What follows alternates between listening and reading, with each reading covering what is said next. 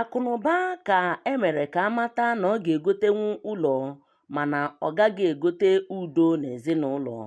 Emekwara ka amara na ọ ga-egote akwa ndina mana ọ gaghị egotenwu ezi ụra tọrọ atọ.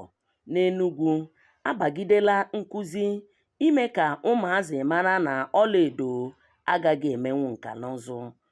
Otu akpọrọ Igbo Identity Media achịkọbala ejije nke isiokwu ya bụ ezi afa ka ego.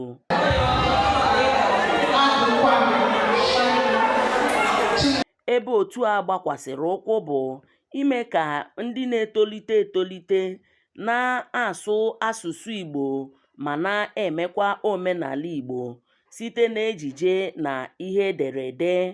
Ka ahụtara ụmụaka ụlọakwụkwọ ndị si na mpaghara dị iche iche bịa ime ihe asọmpi ahụ, nke isiokwu ya ma bụ ihe sekpụ ntị dị na ya bụ na ezi afa bụ ihe kachasị ihe niile nke a na-eme.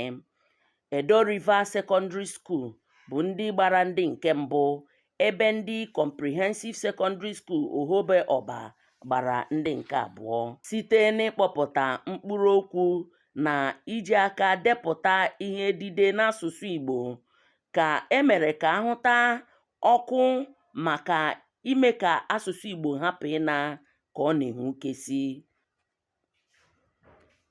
Mmemme ahụ emere abụghị naanị asọmpi, mana ọ bụkwa ije na ihe a na-eme ịhụ na asụsụ Igbo anaghị, na asụsụ Igbo bụ nke a na-akwalite.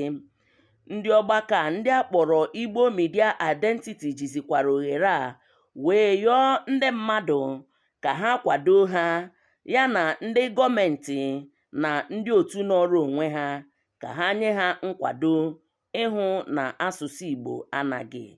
N'Enugu, abụ m Ifeyinwa Daniel Ukpai.